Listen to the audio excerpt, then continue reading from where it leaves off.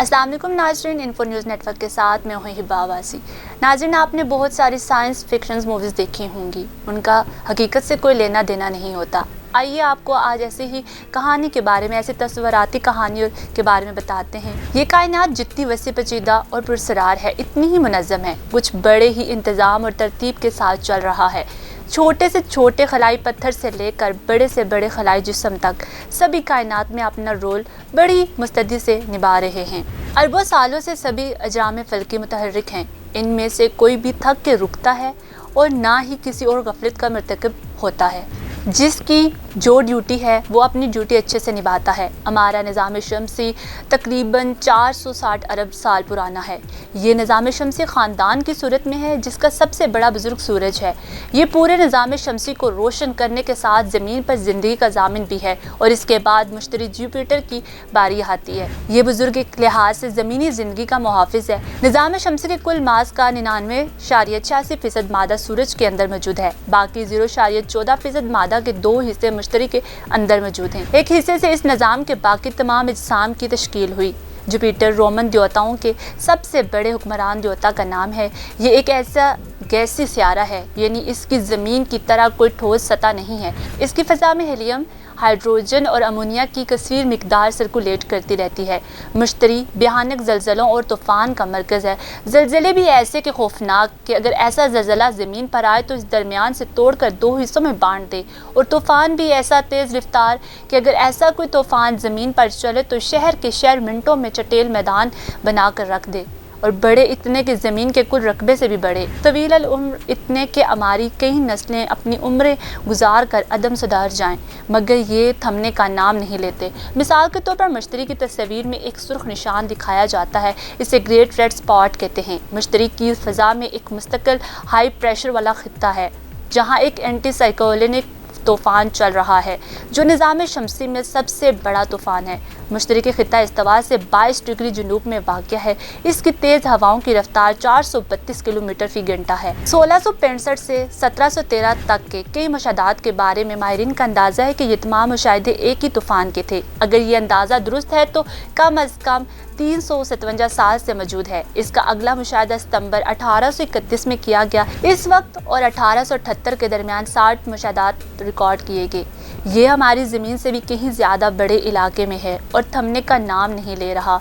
मुश्तरी अपने महवर में भी बहुत स्पीड से घूमता है। ज़मीन जो कि चक्कर 24 घंटे में मुकम्मल करती है, ये वो चक्कर ज़मीनी वक्त के हिसाब से 10 घंटों में पूरा कर लेता है। इस लिहाज से ये हमारा निज़ाम शमसी का तेज़ तरीन सियारा भी है।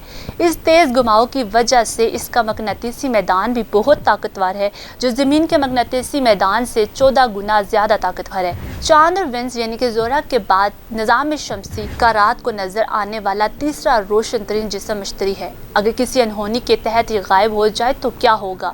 अगर मुश्तरी अपनी जगह से अचानक कहीं गायब हो जाता है तो निज़ाम शमसी के दूसरे सियारों की हरकत और मदारों में तो मामूली सा बदलाव आएगा, मगर इससे गायब होने से निज़ाम शमसी में दर्ज झेल सूरतों में खौफनाक तब्दीलियाँ मुमकिन हो सकती हैं।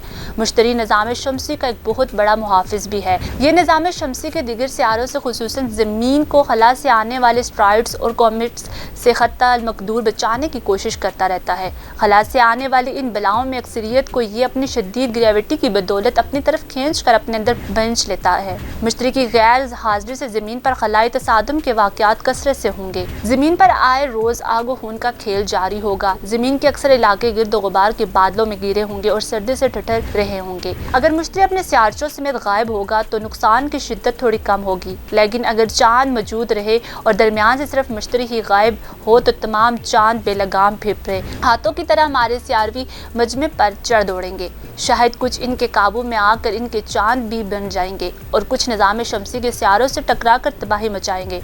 मुश्तरी अपनी शदीद थकली गिरफ्त एस्टेरॉयड बेल्ट के अजसाम पर भी हर दम मजबूत रखता है।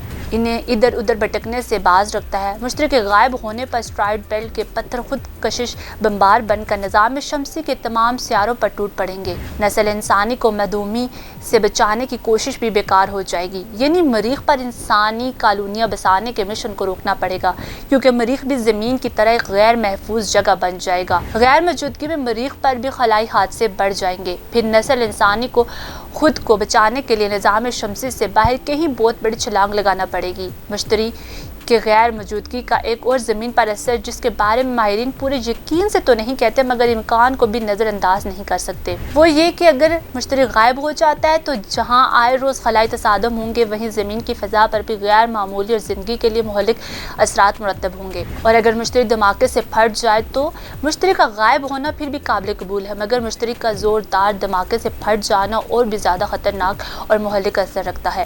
اگر مشتری کے ایکسپلوژن اور زمین پر سے اس کے خوفناک مناظر پر کوئی سائنس فکشن فلم بنائی جائے تو یہ یقیناً اب تک کی سب سے خوفناک سائنس فکشن فلم ثابت ہوگی۔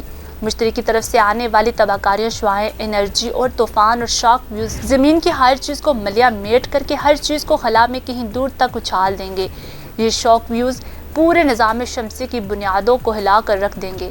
ایکسپلوژن کے 36 منٹ بعد گاما ریز کا طوفان زمین پر پہنچ جائے گا اور H1 اس کے ہائیڈروجن پورے نظام میں CH3 میتھن شمسی میں پھیل جائیں گے۔ گاما ریز کا طوفان جس میں نیوٹران، برقی مقناطیسی شعاعیں اور تباہ کاری عناصر کثیر مقدار میں ہوں گے، جیسے ہی زمینی سیٹلائٹ سے ٹکرائے گا یہ پگھل کر طوفان کے ساتھ بہہ جائیں گے، اور جیسے یہ طوفان زمینی فضا میں داخل ہوگا تمام مواصلاتی نظام بند ہو جائے گا اور خرابی کی خبر سے پہلے ہی گاما ریز کا یہ سیلاب سب کچھ اپنے ساتھ بہا کر خلا میں لے جائے گا۔